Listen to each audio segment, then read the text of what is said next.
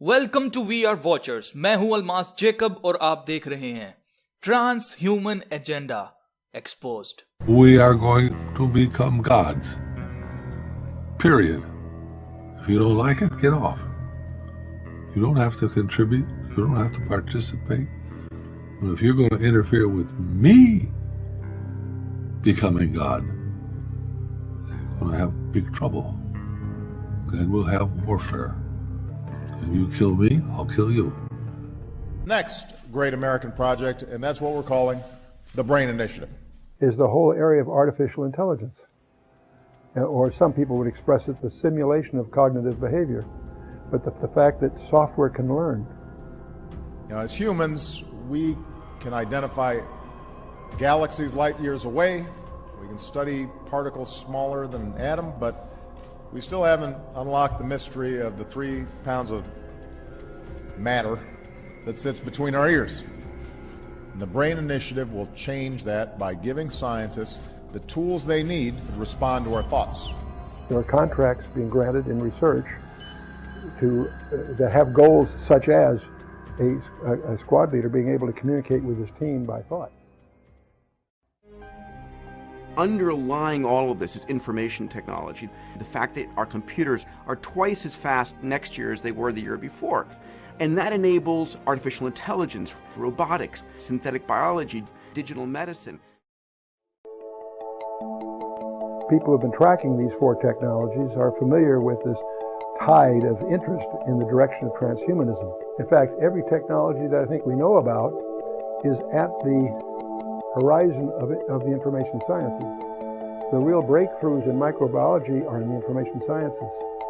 The real breakthroughs in subatomic particles is in the information sciences. It's the information sciences that bounds our world. And the computers we've been using for the past 60 years have been amazing machines, but they've all been slaves to a program that's been pre-written. When you look at what the human brain can do, it's really amazing the way we can reason about things and think very deeply about things. But where we start to run into a wall is when we're faced with leveraging huge volumes of data. In order to push the boundaries of human cognition, we want to provide access to all of that data. IBM's chairman and CEO, Ginni Rometty, has called the coming times a new era in cognitive computing. The essence of cognitive computing, to me, making computers actually more like biological systems, whether or not they're brains, but having that kind of fluidity where they respond and react appropriately. So you feel like you're dealing with another living thing, not a machine. 1989 में Rolf एपर्सन, जो कि एक conspiracy theorist थे और मेरी तरह research करते रहते थे, उन्होंने 1989 में अपनी किताब न्यू वर्ल्ड ऑर्डर शाया की। इस किताब के इंट्रोडक्शन में जो चीजें लिखी गई हैं वो हैरान कुन हैं, क्योंकि ये बातें आज 2016 में बिल्कुल सच साबित हो रही हैं। इंट्रोडक्शन में राल्फ ने 3 चीजों पर फोकस किया: family, work place and religion. Family नाम की चीज खत्म करने पर तुले हुए हैं ये लोग। राल्फ के मुताबिक हम जिन्स शादियां लीगल कर दी जाएंगी, और आज वैसा ही हो रहा है। आप देख सकते हैं, औरतों को जॉब्स पर लगाया जाएगा ताकि औरतें घर ना बना सकें, और आज बिल्कुल ऐसा ही हो रहा है। वर्क प्लेस, कोई भी प्राइवेट स्कूल, कॉलेज, हॉस्पिटल वगैरह अपनी मर्जी से काम नहीं कर पाएंगे, सब कुछ हुकूमत की मर्जी से किया जाएगा। रिलीजन, मजहब को पुरानी चीज कहकर खत्म कर दिया जाएगा, और जो मजहब की बात करेगा उसको खत्म कर दिया जाएगा या उसे कैद में डाल दिया जाएगा।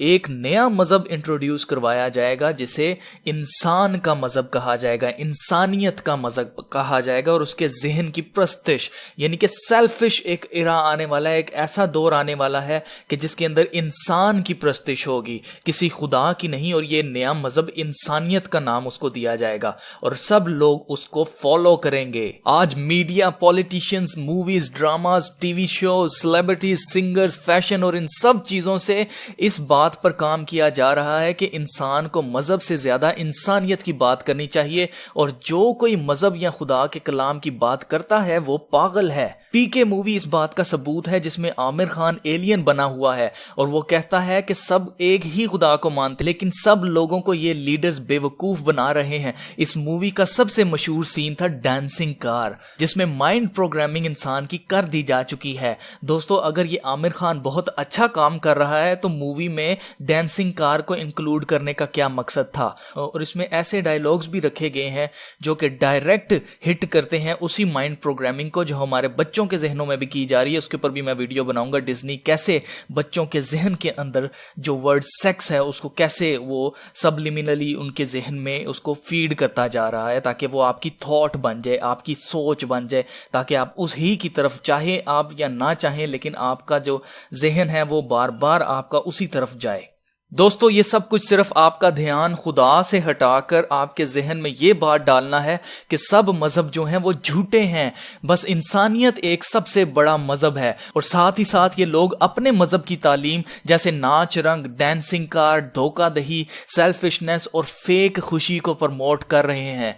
इस वक्त जब आप अपनी जिंदगी में सेल्फिश होकर मगन हैं, शैतान आपको खत्म करने की प्लानिंग कर रहा है, वो तैयारी कर चुका है और उसका नाम है trans human agenda.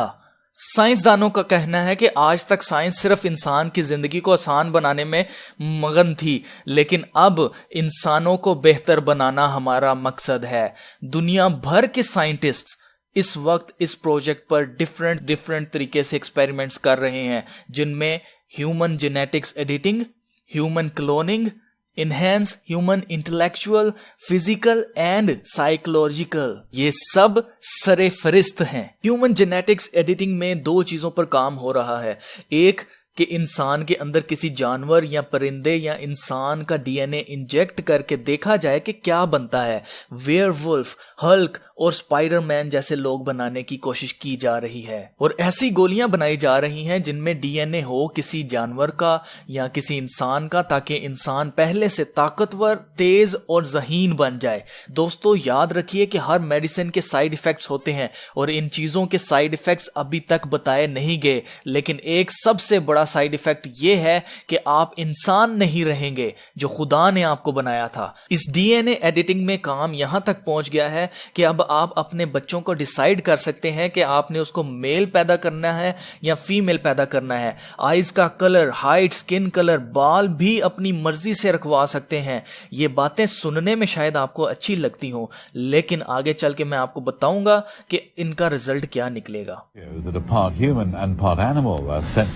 By the official regulator in Britain, these hybrid embryos are seen by the country's leading scientists as a vital step in the search for cures for diseases such as Parkinson's and Alzheimer's. You could design your baby's features, would you? According to LA's Fertility Institute, prospective parents can select eye color, hair color, and more. The technology is called pre-implantation genetic diagnosis, or PGD. It was created to screen for disease, then used for gender selection. Now this clinic plans to allow parents to select physical traits. I would predict that by next year we will have determined sex with 100% certainty on a baby, and we will have determined eye color with about an 80% accuracy rate. Dr. Jeffrey Steinberg is a pioneer in vitro fertilization. I think it's very important that we not bury our heads in the sand and pretend that these advances aren't happening. Kirsten and Matt Landon used his clinic to select the sex of their daughter. Choosing other genetic traits intrigues them. A recent U.S. survey suggests most people support the notion of building a better baby when it comes to eliminating serious diseases. But Dr. Steinberg says using technology for cosmetic reasons shouldn't scare people away. Of course, once I've got this science, am I not to provide this to my patients? I'm a physician. I want to provide everything science gives me. Science इस वक्त पूरी कोशिश कर रही है कि खुदा को कमजोर और खुद को पावरफुल साबित किया जाए। ह्यूमन क्लोनिंग का मकसद आपके जैसा एक इंसान मशीनों के जरिए तैयार करना है, ताकि जब आप मरें तो आप फिर भी जिंदा रहें। क्या ये सबसे बड़ा धोखा नहीं है? जब आप मर जाएंगे, आपकी रूह निकलकर आसमान पर चली जाएगी, तो आप कैसे जिंदा रह सकते हैं? साइंस खुदा के कामों में मुदाखलत नहीं कर सकती, लेकिन क्लोनिंग करके ये इंसानों को धोखा दे रही है कि कोई मौत नहीं है। मौत इनके नजदीक किसी बीमारी से होती है, लेकिन वो लोग जो बगैर बीमारी के मर जाते हैं उनका क्या? ये सब खुदा के हुक्म से होता है। और हर इंसान की एक रूह होती है जिसको साइंस या इंसान देख नहीं सकता। जब रूह जिस्म छोड़ देती है तभी इंसान की मौत होती है। साइंस इंसान का दूसरा जिस्म जरूर बना सकती है, लेकिन उसमें जिंदगी का दम हरगिज नहीं फूंक सकती। Enhancing human intellect, physical and psychological. Science इस वक्त ऐसे रियलिस्टिक इंटेलिजेंट रोबोट्स बना रही है जो इंसान से ज्यादा ज़हीन बनाने की कोशिश है। और फ्यूचर में इंसान को लालच दिया जाएगा कि आपके ब्रेन में एक चिप लगाई जाएगी और बस आप अपने ब्रेन के इस्तेमाल से इस रोबोट से अपने काम करवा लेना और आपको कुछ करने की जरूरत नहीं है। वो चिप आपके दिमाग से आपकी सोचें लेगी और उनके मुताबिक रोबोट जो है वो काम करेंगे।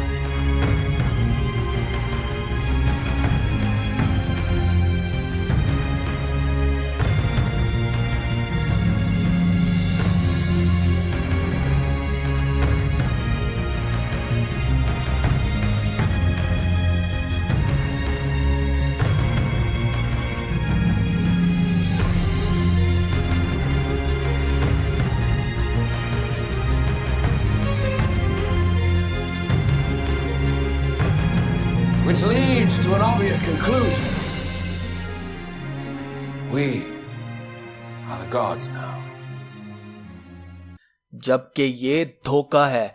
आपके दिमाग को उस चिप के जरिए कंट्रोल किया जाएगा। आपकी सोचें आपकी नहीं होंगी, क्योंकि अगर आप उस चिप से रोबोट को कंट्रोल कर सकते हैं तो उस ही चिप से वो आपके दिमाग को भी कंट्रोल कर सकते हैं। आपके दिमाग को कंट्रोल करने का मकसद सिर्फ और सिर्फ आपको खामोश रखना है और आपके जहन से खुदा को निकाल कर एंटी क्राइस्ट को सजदा करवाना है। ये लोग आपको लालच देंगे कि इस चिप को लगाने से आपको पढ़ाई में प्रॉब्लम नहीं होगी, आपके नंबर 100 में से 100 आएंगे, आप ज़हीन बन जाएंगे, इस चिप से आप सुपर ह्यूमन बन जाएंगे। तो दोस्तों, मैं ऐसी वीडियोस ना सिर्फ खुदा के लोगों के लिए बनाता हूं बल्कि उन लोगों के लिए बनाता हूं जो अपनी जिंदगी में खोए हुए हैं और नहीं जानते कि उनके ऊपर कैसी मुसीबत आ पड़ी है। आप सबको खबरदार कर देना चाहता हूं कि हजरत नूह के दौर में भी यही हुआ था। फॉलन एंजल्स जमीन पर आए थे, उनसे जब्बार पैदा हुए थे जो बहुत नामवर हुए, हरकुलिस, ज़्यूस, अपोलो और इस तरह के बेशुमार। उन फॉलन एंजल्स ने इंसानियत की शक्ल जमीन पर तबाह और बर्बाद कर दी थी। उन्होंने किसी चीज को नहीं छोड़ा। जमीन के परिंदे, दरिंदे, फल, पौधे सबको मिक्स करके उन्होंने नई मखलूकात बनाई। अब कुछ लोग मेरी बात से इत्तेफाक नहीं कर रहे होंगे, वो ये सोच रहे होंगे कि साइंस तो अभी स्टेज पर पहुंची है, तो पहले बल्कि हजरत नूह के दौर में तो ऐसा कुछ भी मुमकिन नहीं था। तो उन दोस्तों से मेरा सवाल ये है कि आप मुझे मिस्र के बारे में बताएं कि वहाँ पर जो पिरामिड्स बनाए गए, आप ज़रा उनकी वजाहत मुझे कर दें। स्टोन हेंज आप देख लें, उसकी मुझे वजाहत कर दें कि वो कौन सी टेक्नोलॉजी उन्होंने यूज़ करके उस टाइम उन्होंने ये चीज़ें बनाई हैं। साइंस अभी तक रिसर्चर्स इस बात का जवाब नहीं दे पाए कि ऐसी कौन सी टेक्नोलॉजी उस टाइम थी जब ये पिरामिड्स बनाए गए हैं। जो इस बात का सबूत है कि फॉलन एंजल्स आए थे, उनसे जब्बार पैदा हुए थे और उन्होंने ज़मीन का जो शक्ल है उसको बर्बाद कर दिया था। इसीलिए खुदा को गुस्सा आया और खुदा ने तूफान के जरिए पूरी ज़मीन को नेस्त व नाबूद कर दिया था। दोस्तों, अगर आपको फिर भी यकीन नहीं आता तो एक मूवी इन्होंने बनाई है, उसमें इन्होंने सारी मिथोलॉजी इन्होंने यूज़ की है इजिप्ट की, मिस्र की। तो उस मूवी का नाम है गॉड्स ऑफ इजिप्ट। आप वो मूवी का ट्रेलर ही सिर्फ देख लें तो आपको समझ आ जाएगी कि कैसे कैसे चीजें उन्होंने बनाई थी। उकाब की शक्ल वाला इंसान और डिफरेंट किस्म की चीजें उन्होंने बनाई थी। तो दोस्तों, ये सब फॉलन एंजल्स और ये जो इनकी पैदावार थी, ये हरकुलिस, ज़्यूस, अपोलो, ये सब कहाँ गए? इनको खुदा ने तबाह कर दिया हजरत नूह के तूफान से, और इनके ना तो जिस्म मिलेंगे और ना ही इनकी रूहें मिलेंगी। खुदावंद यीशु मसीह ने फरमाया कि उनसे मत डरो जो तुम्हारे जिस्म को कत्ल करते हैं, उससे डरो जो जिस्म और रूह दोनों को भस्म कर सकता है। तो दोस्तों, ये टेक्नोलॉजी यूज करने वाला और बनाने वाला दोनों ही नहीं मिलेंगे। खुदा के कलाम में लिखा है, जैसा नूह के दिनों में हुआ था वैसा ही होगा। तब खुदावंद यीशु मसीह आएंगे। तो वॉचर्स, वो वक्त बहुत नजदीक आ चुका है। लोग जोग दर जोग बदी की तरफ माइल हो रहे हैं। लोगों ने खुदा से ज्यादा अपनी ख्वाहिशात को तरजीह दी है। ऐसे लोगों के लिए बेशक बहुत बड़ा अजाब इंतजार कर रहा है। और जब वो खुदावंद यीशु मसीह को बादलों पर आते हुए देखेंगे तो रोएंगे, छाती पीटेंगे कि हमने क्यों यीशु मसीह का इनकार किया, क्यों उसकी मौत पर फतह कबूल नहीं की, क्यों अपना वक्त इस दुनिया की चीजें हासिल करने में गवा दिया, क्यों उसके आने का इंतजार नहीं किया, क्यों उसकी बादशाहत का इनकार किया। अब जब वो आ गया है, अब वो हमें नहीं छोड़ेगा। उस वक्त उन पर दहशत और मातम छा जाएगा। वो रोएंगे पर कोई उनके आंसू नहीं पहुंचेगा। सारे बादशाह अपनी जानें बचाने के लिए भागेंगे पर कोई ना बचेगा, क्योंकि बादशाहों का बादशाह अपने सब मुखालफों से जंग करने को आएगा। कौन उसका सामना करेगा, कौन उसे ललकारेगा? उसके आने पर पहाड़ मोम की तरह पिघल जाएंगे। तो वॉचर्स, ये है इस दुनिया की हकीकत जो इस दुनिया में हो रहा है। अब ये आपका काम है कि आप दुनिया को अवेयर करें, उनको वार्न करें इससे पहले कि बहुत देर हो जाए। तो दोस्तों, इस वीडियो को लाइक करो, शेयर करो, अपने फैमिलीज के साथ शेयर करो, अपने फ्रेंड्स के साथ शेयर करो। आप जिस से मोहब्बत रखते हैं उसके साथ ये वीडियो लाजमी शेयर कीजिए कि इस दुनिया में क्या हो रहा है वो अपनी आंखें खोले। अगर वो अभी भी लापरवाही में है तो वो जान ले कि खुदावंद यीशु मसीह बहुत जल्द आने वाले हैं और तैयारी कर ले, ताकि ऐसा ना हो कि वो उस अजाब में मुब्तला हो और वो कहे कि मुझे किसी ने नहीं बताया। तो दोस्तों, ये हमारा काम है कि हम इंसानियत को बचाएं। अगर आप वाकई ही इंसानियत वाले हैं तो आपको इंसान को बचाना होगा। अच्छाई की इस बुराई के खिलाफ जंग में मेरा साथ दीजिए और इस वीडियो को लाजमी लाइक और शेयर कीजिए। अब मैं आपको मिलूंगा अगली वीडियो के अंदर। तब तक के लिए खुदा हाफिज।